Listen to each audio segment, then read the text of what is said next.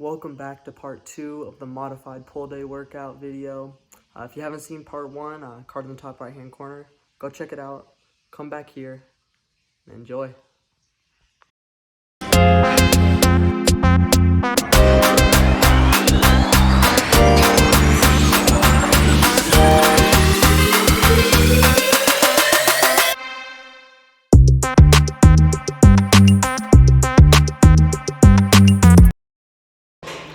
Now we're moving on to our rear delt machine. So what we have here, it's basically sit against the seat, lean forward, just like on the single arm rows. And we are going to put our hands in a pronated position. So we're not like this, we're like this, pronated. And pick a weight that's a little bit on the lighter end. And we are going to squeeze our back together, just like we have in the past. And then we are going to fly outwards. This time, it's almost like we are literally crushing the soda can, but this time we're destroying the soda can. We're bringing our arms all the way back this time. And I usually like to keep a slight bend in my arms instead of just being straight out here, just going like this. I like to keep a slight bend. I like to keep my back squeezed as well. I notice that I feel more of an activation in the shoulder blades while doing this. So as you can see, as I am doing these flies, this muscle right here, your rear delt, is the one getting worked. So you should really try to get that mind muscle connection in and trying to squeeze that specific part of your arm.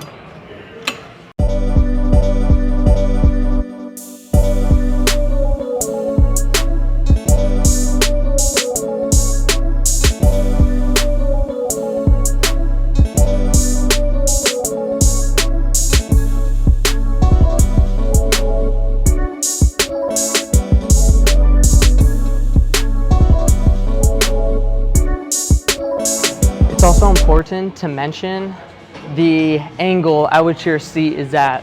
You don't want to be way down here trying to row or trying to fly like this, or way up here trying to fly like this.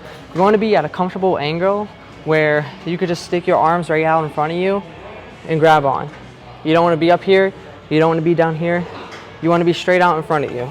It's where you could pull back and it'll basically form a 90-degree angle with your arms and your body.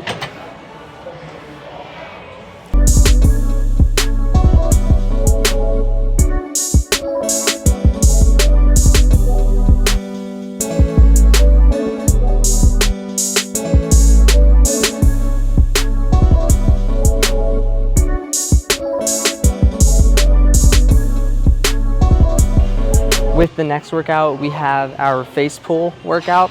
So with this, we could do this a couple different ways. We could either grab the ropes, thumbs up like this, or my preferred version, thumbs down like this.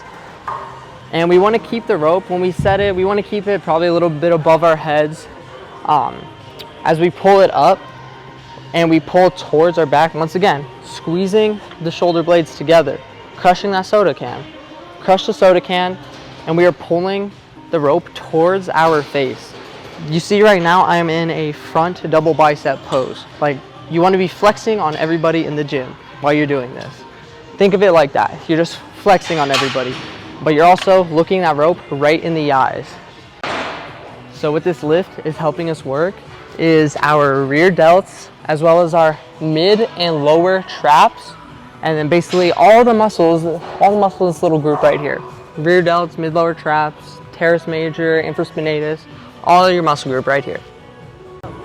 So when you do progress in this workout and you tend to get to that point where you're at a little bit of a higher weight, to the point where you can't just stand here and do your face pulls, you could actually take a few steps forward, lean back a little bit, bend your knees, and do the same thing. Same exact form.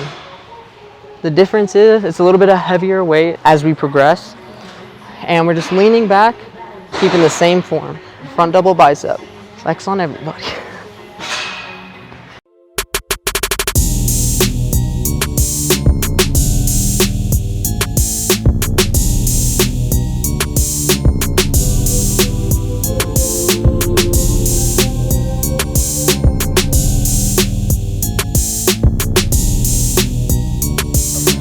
So now that we are done with our back workouts, we could go to our bicep workouts.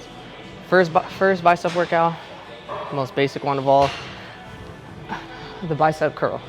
So I usually like to go one at a time, keep my elbows inward and curl up. I don't have to curl all the way up here. I just need to curl up to the point where it's flexed enough, maybe to your pec or so. So when we are curling, it's just our basic curl. We don't need to go like way out here or way in here. We're just doing our basic curl. Just go straight out in front of us. Keep it in that same plane.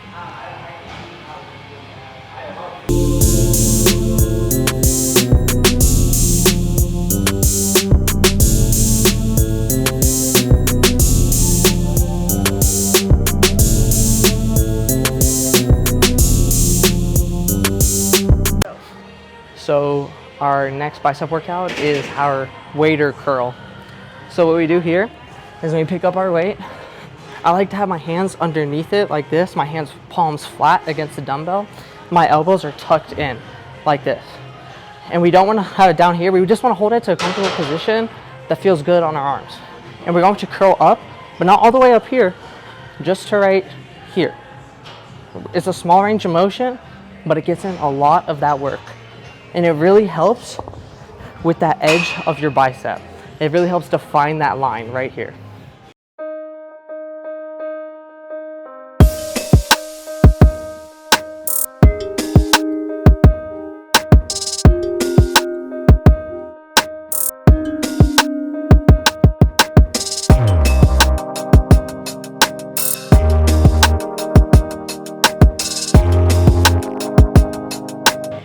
So ever since I started doing these waiter curls, I have noticed an exceptional difference in the curvature in my biceps.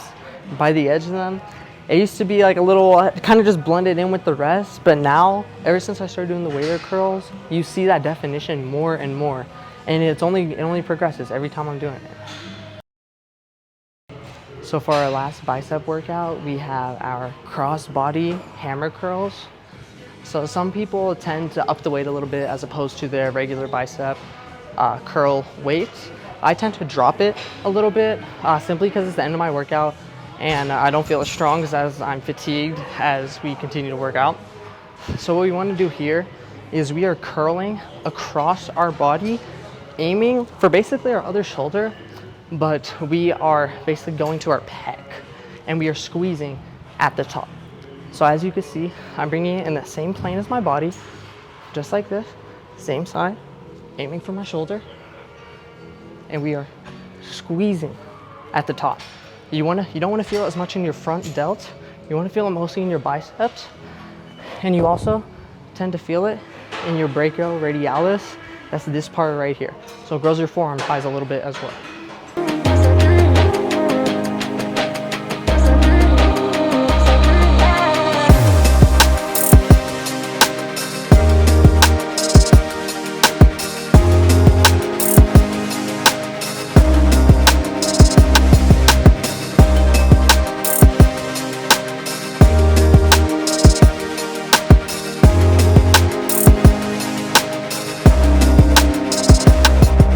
In order to grow our strength as well as the size in our forearms, maybe even the definition, make you look a little bit bigger, I like to do 2 exercises. The first being a simple wrist curl.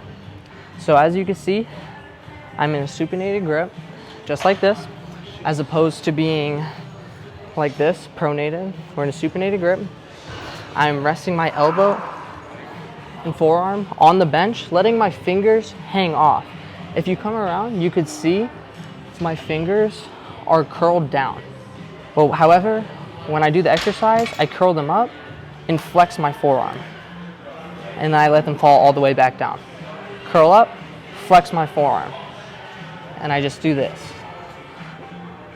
Pick a weight you're comfortable with, rep this out, hit the other arm.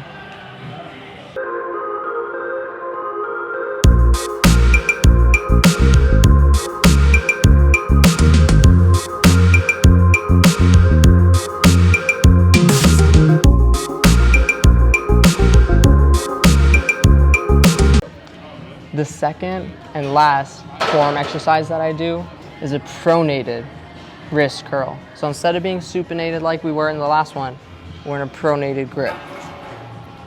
So same thing, elbow, forearm hanging off. Instead of completely resting, we're actually going to hold it level with us and let it drop a little bit, and we curl up. You want to feel it in your whole entire forearm. This whole entire part of your forearm will be burning. So with this workout, we don't have to have it completely straight, like our dumbbell doesn't have to be completely straight, flat. We can have it slightly curled or at a slight angle to where we can get a comfortable curl in. It's not gonna be comfortable completely curling like this. Slight angle, curl.